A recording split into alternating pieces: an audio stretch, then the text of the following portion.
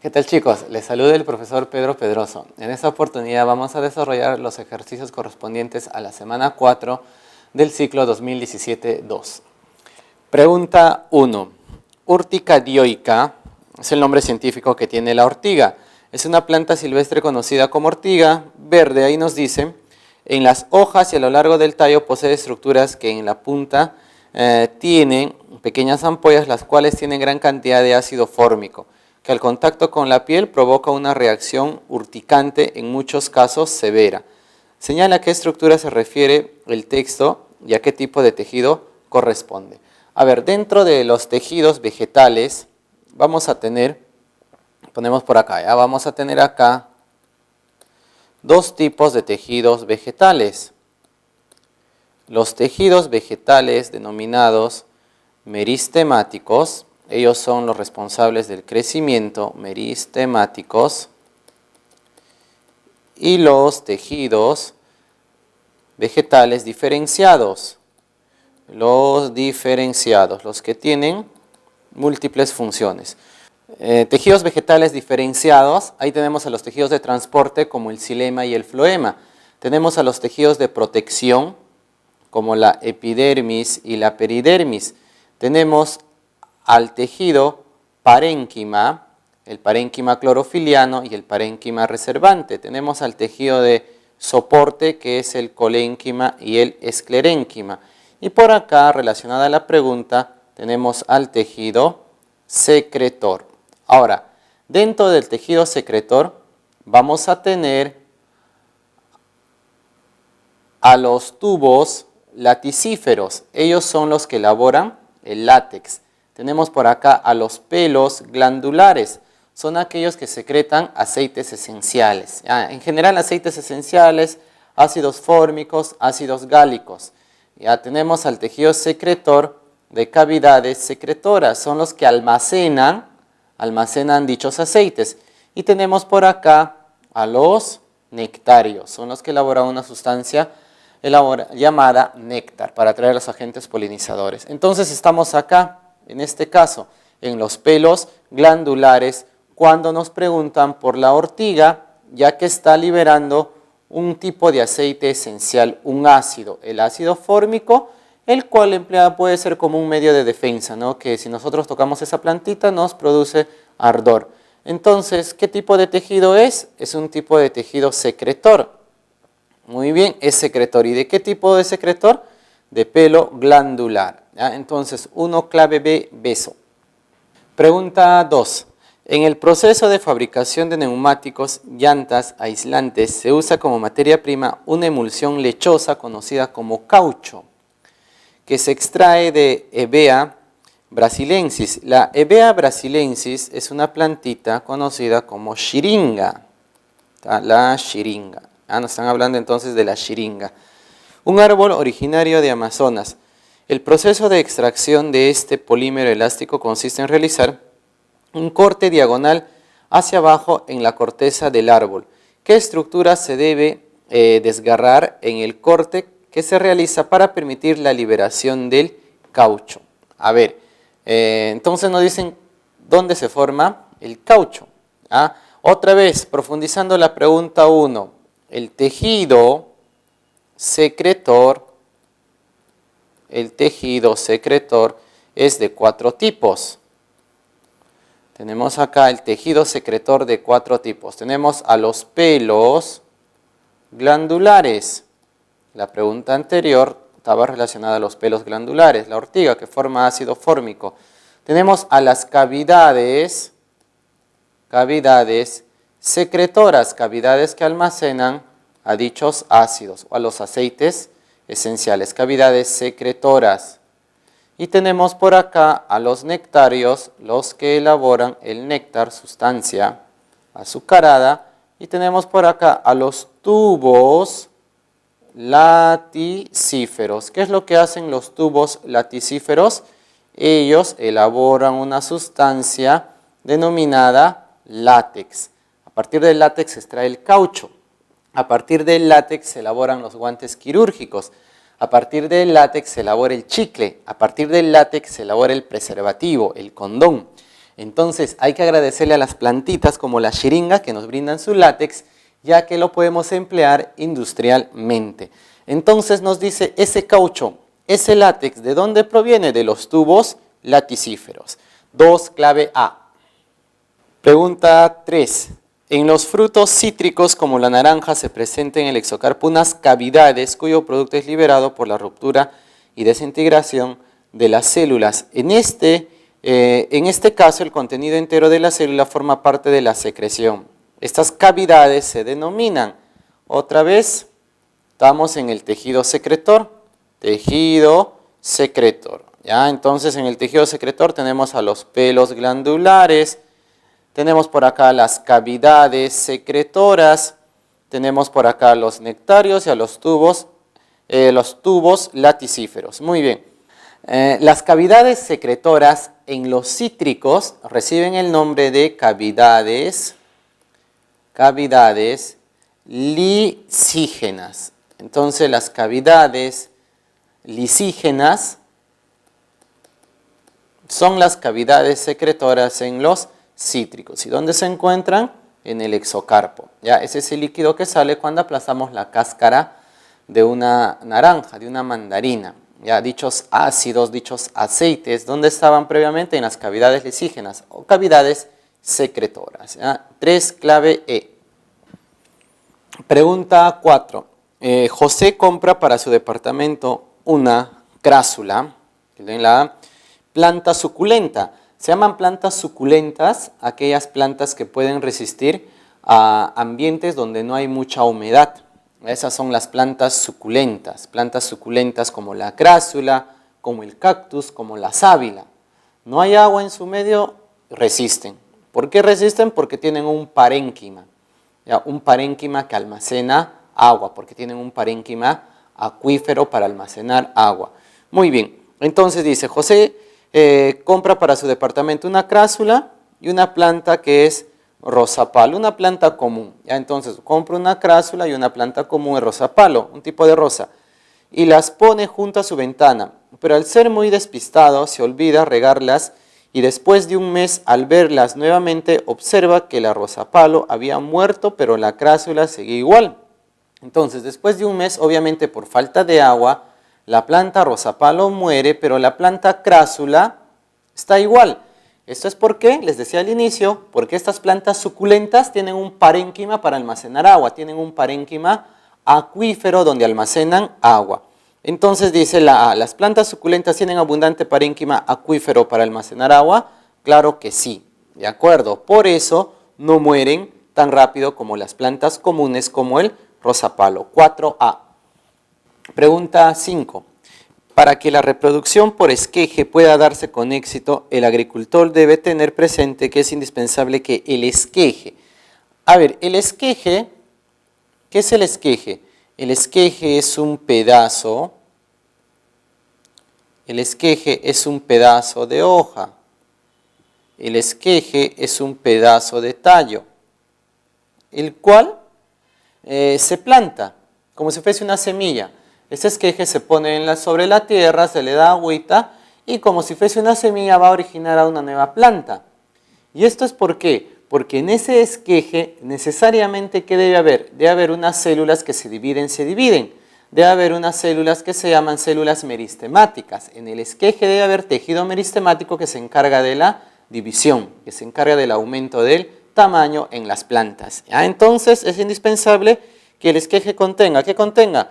Tejido meristemático. Y gracias a ese tejido meristemático, el esqueje va a originar a una nueva plantita. 5, clave C. Pregunta 6. Para poder ver las fases de la división celular, el profesor de biología les pide a sus alumnos poner la base del bulbo de una cebolla en agua durante 4 o 5 días. Entonces vamos a tener acá, ahí está, un recipiente, tenemos un vaso. Ahí está, ponemos por acá agüita. ¿Y qué vamos a colocar ahí? Vamos a colocar acá la cebolla. Ahí está la cebolla, ¿ya? Muy bien, ahora, esa cebolla en la puntita tiene tejido meristemático. Y si le damos agüita, ¿qué vamos a lograr? Que se dé la germinación y que se forme acá una radícula que va a originar a una raíz. ¿Ya? Entonces, ¿qué debe haber acá en esta radícula? En esta futura raíz. ¿Qué debe haber? Igual a la pregunta anterior, debe haber tejido meristemático, ya que el tejido meristemático es el responsable de la división. Entonces dice, marque la alternativa que explica la razón de este pedido.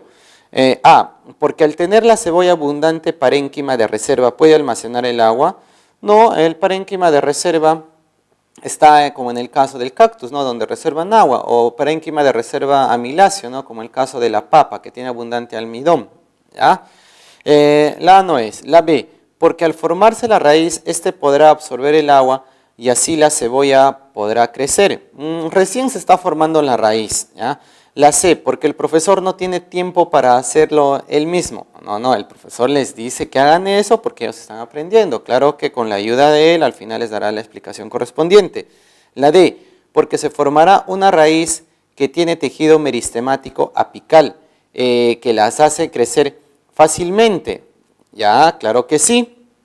Entonces, vamos a tener acá, ¿qué se va a formar? La radícula, esa radícula va a ser una raíz. Y si lo dejamos más tiempo en el agua, ¿qué va a ser una raíz? Entonces, ¿qué se formará?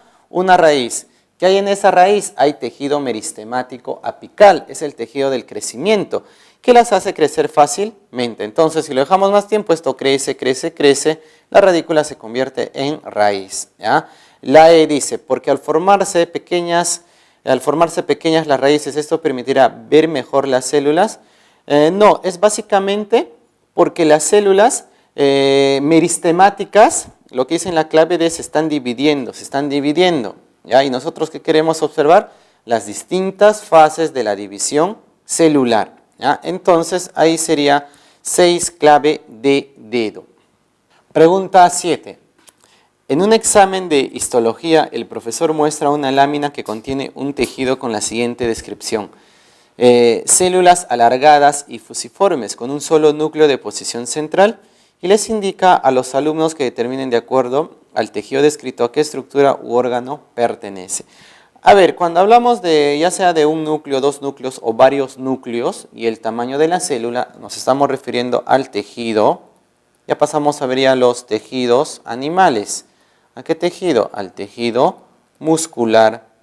Sus células son los miocitos o fibras musculares. Ahora, dentro del tejido muscular vamos a tener 3 tipos. El tejido muscular estriado, tejido muscular estriado esquelético. Es aquel que rodea a los huesos, ¿ya? Es aquel que rodea los huesos de las extremidades, ¿ya? Es el que nos permite movilizarnos, es el que nos permite escribir. Hay otro estriado. Este estriado se encuentra ¿dónde? Está presente en el corazón, el estriado cardíaco. Y el otro no es estriado, ¿cómo se llama? Liso. Entonces, hay 3 tipos de tejido muscular. El estriado esquelético es voluntario, nosotros lo controlamos. El estriado cardíaco y el liso es involuntario, nosotros no lo controlamos. Ahora, ¿cómo es la célula en el estriado esquelético? Su célula, su miocito es grande. ¿Y qué tiene esta célula? Tiene varios núcleos, 5 o 6 núcleos. En el estriado cardíaco, ¿cómo es? Es una célula corta y puede tener un núcleo o puede tener 2 núcleos su célula. Muy bien. ¿Y cómo es en el estriado liso? El estriado liso tiene células alargadas, forma fusiforme, forma de un ojito. Y en la parte central tiene un solo núcleo. ¿Dónde está el estriado esquelético? En nuestras extremidades, rodeando a los huesos. El estriado cardíaco en el corazón. ¿Y dónde está el liso? En cualquier órgano interno. En el estómago, en el páncreas, en el hígado, en el esófago, en el útero, en la vejiga, etc. ¿Ya? Entonces nos dicen por acá, ¿en dónde se encontrará el tejido muscular de células alargadas, fusiformes, con un solo núcleo? Ahí está, un solo núcleo, el liso. Nos están preguntando por el liso. ¿Dónde habrá liso? Entonces en el corazón no, en el útero sí, en la vejiga también, ya en el brazo no, en la piel no hay músculos. Entonces la 7, la clave sería la B y la C. En el solucionario solo nos muestran la clave B, útero, ¿ya? Pero como lo vuelvo a explicar, El liso no solamente está en el útero, también está en la vejiga, está en el pulmón, en el estómago, en cualquier órgano interno que sea involuntario. 7, beso y C. Pregunta 8. El nefrón es la unidad estructural y funcional del riñón. Está conformado por los siguientes tejidos epiteliales. A ver, vamos a tener dentro de los tejidos epiteliales a los denominados tejidos epiteliales simples y a los tejidos epiteliales estratificados. Ahora, ¿qué pasa con los simples? Tienen una sola capa de células. ¿Y esas células cómo pueden ser? Pueden ser planas. Entonces, ¿de quién estamos hablando? Del simple plano. Hay otro simple que presenta células cúbicas. No son planas, son células cúbicas. Entonces tenemos ahí al cúbico. A propósito, este plano también se le dice escamoso.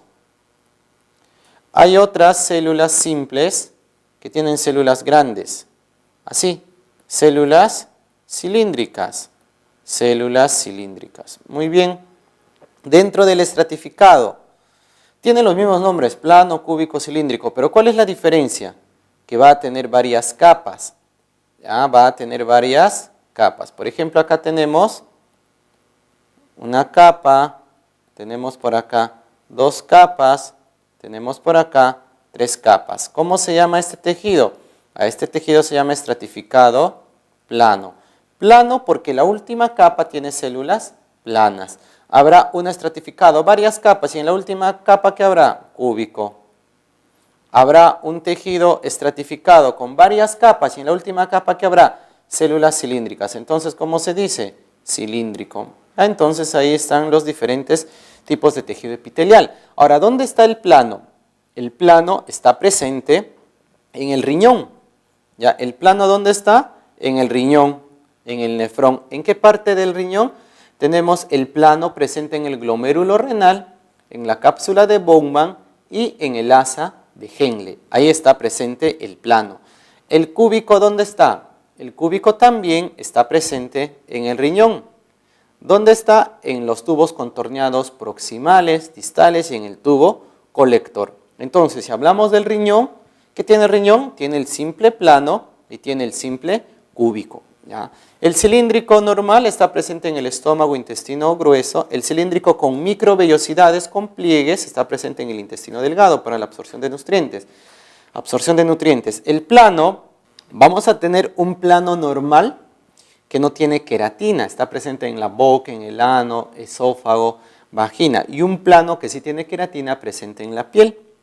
El cúbico lo vamos a tener en el conducto de las glándulas sudoríparas y mamarias, y el cilíndrico lo vamos a tener a nivel de la conjuntiva ocular. ¿Ya? Entonces, ahí está el tejido epitelial. Nos preguntan por el nefrón, que es la unidad del riñón, que tiene el simple plano y el simple cúbico.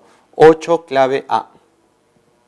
Pregunta 9. El callo es una hiperqueratinosis, exceso de queratina que puede presentarse en cualquier parte de la piel y sirve para protegerla de la fricción, la presión y la irritación, haciéndola perder su elasticidad.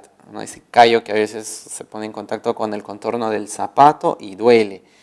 Podemos deducir entonces que el tejido que puede producir hiperqueratinosis es el epitelio. Lo explicaba en la pregunta anterior. Tenemos en el poliestratificado o estratificado. ¿Ya? Tenemos poliestratificado o estratificado. El plano, tenemos el cúbico y el cilíndrico.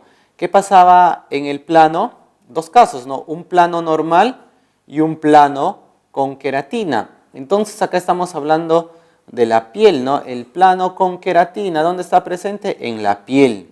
¿Ya? Ese tejido es plano y en la parte externa tiene queratina. ¿Y quién forma esa queratina? Dicho tejido, pues, el estratificado plano. Entonces buscamos en las claves estratificado plano. ¿Ya? Clave E, ya que al plano, ¿cómo se le dice? Escamoso. ¿Ya? En la pregunta anterior decíamos que al plano también se podía decir escamoso, plano o escamoso. Entonces, ¿quién produce esa queratina? El estratificado plano. En este caso produce gran cantidad de queratina, hiperqueratinosis. ¿Ya? 9, clave E. Pregunta 10. Carlos es alérgico a los mariscos, por lo que si comiera cualquier plato que los incluyera como ingredientes, a los pocos minutos comenzaría a hacer un cuadro de reacción de hipersensibilidad inmediata y anafilaxia. ¿Ya? Esto hay que entenderlo como una alergia. Entonces la piel se pondría rojita, habría picazón, habría una alergia. ¿Ya? Entonces, cuando uno tiene una alergia, ya sea por comer pescado, ya sea por ponerse en contacto con el polvo, con el aire, o una pastilla X, etc., ¿qué compra en la farmacia? Compra un antihistamínico, ya que las alergias son provocadas ¿por quién? Por una sustancia que se llama histamina. Entonces la histamina es responsable de las alergias. Por eso nosotros tomamos un antihistamínico para evitar las alergias. ¿Y quién produce esta histamina? Esta histamina lo puede producir un tipo de granulocito, que es el basófilo. O en todo caso lo puede producir el mastocito. ¿De acuerdo? El mastocito o célula cebada, así se llama mastocito o célula cebada, forma histamina a nivel del tejido conectivo. En general, tejido conectivo propiamente dicho.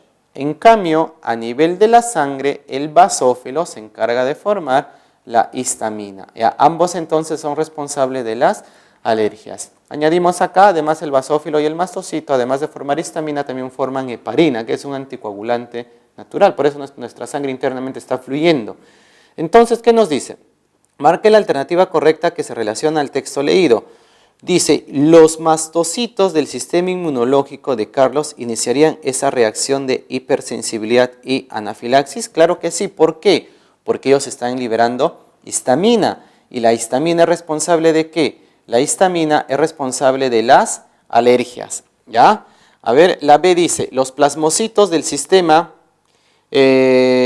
inmunológico de Carlos iniciarían esa reacción produciendo anticuerpos. No, los plasmocitos producen anticuerpos, sí, pero no tienen nada que ver con las alergias. ¿Ya? Luego dice la C, los gránulos basófilos que contienen histamina retardarían la anafilaxia. Gránulos basófilos, los basófilos, al igual que el mastocito, liberan histamina para acelerar las alergias, no para retardar. Por eso es incorrecta. La D, las células conjuntivas libres forman las células que producen la alergia de Carlos a los mariscos. No, en este caso no son células conjuntivas libres. Células sebáceas, no miren acá, células sebáceas, células cebadas, es diferente. ¿Eh? Las células sebáceas son las que forman el sebo, la grasita en nuestra piel. Iniciarían esa reacción de hipersensibilidad y anafilaxis de Carlos. Acá está mal por sebáceas, tiene que ser células cebadas o mastocitos. Entonces la A dice, los mastocitos del sistema inmunológico de Carlos iniciarían la reacción de hipersensibilidad y anafilaxia. ¿Responsable de las alergias? Claro que sí. 10, clave A. Pregunta 11. Correlacionar el tejido conectivo con el órgano estructura al que corresponde y marque la alternativa correcta. A ver, vamos a tener acá el tejido conectivo propiamente dicho. Tejido conectivo propiamente dicho. Ya tenemos por acá al laxo. Tenemos por acá al denso. Tenemos por acá al elástico. Tenemos por acá al reticular. ¿Ya? Muy bien, ¿qué pasa con el reticular? Está presente en la médula ósea roja para la hematopoiesis, formación de glóbulos rojos, glóbulos blancos. El elástico está presente en la túnica media de las grandes arterias. Ahora, el denso, ¿qué tiene el denso? El denso tiene bastante colágeno, bastantes fibras, bastante colágeno. ¿Qué tiene el laxo? El laxo tiene poco colágeno, pocas fibras, ¿ya? También se dice fibras finas, ¿ya? Porque hay poco, se dice fibras finas. Muy bien. Ahora, ¿dónde está el laxo? El laxo está presente en la parte externa de la piel, en la dermis superficial. Y el denso está presente en la parte más interna, ¿ya? No es dermis superficial, sino en la dermis profunda. Además, el denso está presente en los ligamentos y en los tendones. Muy bien. Entonces dice, fibras colágenas y elásticas finas, poco colágeno. Ese es el laxo, como les decía. ¿Dónde está? En la dermis superficial, ¿ya? Entonces, ahí sería 1. ¿Ya? La dermis está internamente a la epidermis, que es la parte más externa. La dermis sería la parte media de la piel. Bien, dice por acá, fibras reticulares, les decía que está en la amor, en los órganos hematopoyéticos. Por acá estaría 2. Dice, mayor número de fibras colágenos. Cuando hay bastante colágeno, hablamos de los ligamentos, tendones, dermis profunda. Por acá sería 3. Tenemos por acá rico en fibras elásticas. ¿Dónde va a estar eso? En la parte media, en la túnica media de las arterias. Acá sería 4. Entonces la secuencia es 4, 1, 3, 2. 4, 1, 3, 2. 11, clave C. Pregunta 12. La trombocitosis primaria es una enfermedad donde hay una exagerada producción de megacariocitos, por lo que puede ocasionar. A ver, cuando hablamos de la sangre, en la sangre tenemos 3 tipos de elementos formes. Los glóbulos rojos, que contienen hemoglobina, transportan oxígeno y CO2, también llamado eritrocitos o hematíes. Los glóbulos blancos o leucocitos, que se encargan de la defensa. Y tenemos por acá a las plaquetas. Ahora, ¿qué pasa con las plaquetas? Las plaquetas, ¿de dónde se originan? De una célula grande que se llama megacariocito. Esto ocurre en la médula ósea roja. ¿Qué hace el megacariocito? Forma las plaquetas. ¿Y qué hacen las plaquetas? Las plaquetas forman tromboplastina. ¿Qué hace la tromboplastina? La tromboplastina convierte la protrombina en trombina. ¿Qué hace la trombina? Convierte el fibrinógeno en fibrina y así se da la coagulación. Entonces las plaquetas son responsables de la coagulación. Cuando tenemos una heridita, entonces funcionan las plaquetas, evitan que la sangre siga saliendo porque se está formando un coágulo. ¿Ya? Muy bien, la fibrina hace todo eso por acción de las plaquetas, responsables de la coagulación. Entonces, si hay trombocitosis, ¿qué dice en la trombocitosis? Hay bastante producción de megacariocitos. Si hay bastante megacariocitos, ¿qué habrá? Bastantes plaquetas. Si hay bastantes plaquetas, entonces, ¿qué puede haber dentro de nuestro cuerpo? Puede haber coagulación. Entonces buscamos una clave relacionada a eso. ¿Hemorragias severas? No. Si habría hemorragias, se taparían esas hemorragias porque hay bastantes plaquetas. Coagulación. ¿Reducción en el número de plaquetas? No, las plaquetas aumentan porque han aumentado los megacariocitos.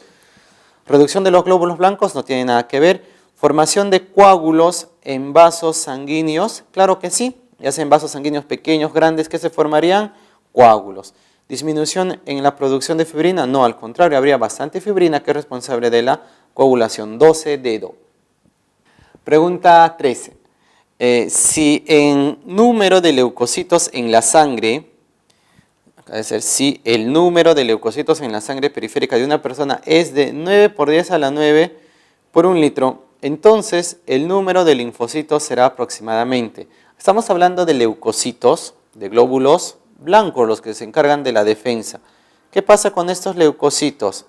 Pueden ser de 2 tipos, los granulocitos y los agranulocitos. Los granulocitos son los neutrófilos, los eosinófilos y los basófilos. Y dentro de los agranulocitos tenemos por acá a los monocitos, que son los macrófagos, y a los linfocitos. De todos ellos, los neutrófilos son los más abundantes. Ya los neutrófilos están más o menos en un 60, en un 70%. Los segundos más abundantes, ¿quiénes son? Los linfocitos, que van de un 20 a un 25%. Y hay el resto de la diferencia entre los otros 3, eosinófilos, basófilos y monocitos. Entonces nos dice que hay. ¿Cuánto de linfocitos habrá en 9 por 10 a la 9? unidades por litro. Entonces vamos a sacar el 20. Entonces, ¿cuánto de linfocitos habrá? De linfocitos va a haber el 20, 25, 20 o 25%. ¿De quién? ¿Quién es la cantidad? La cantidad es 9 por 10 a la 9. Un 0 lo ponemos acá para que sea 90. ¿Qué nos queda por acá? 10 a la 8. ¿Ya? Entonces 9 por 10 a la 9 o 90 por 10 a la 8. ¿Y cuánto nos resulta? El 20% de 90, la quinta parte. ¿Cuánto sería eso? 18 por 10 a la 8. Ahora, 25%, la cuarta parte de 90 sería por acá 22,5 por 10 a la 8. Entonces, ¿cuánto habría de linfocitos? Aproximadamente de 10 por 10 a la 8 a... habría de linfocitos 18 por 10 a la 8 a 22,5 por 10 a la 8 linfocitos por litro. ¿Ya? Entonces, dice aproximadamente, esa respuesta está en la clave A. ¿De acuerdo? Nos dan el valor mínimo, nos podrían dar el valor máximo o un valor comprendido entre el 18 y el 22,5. 13, clave A. Pregunta 14. Relaciona el tejido con la descripción que les corresponde y marca la alternativa correcta. Acá hay varios tejidos. Tenemos al embrionario, que es el mucoso.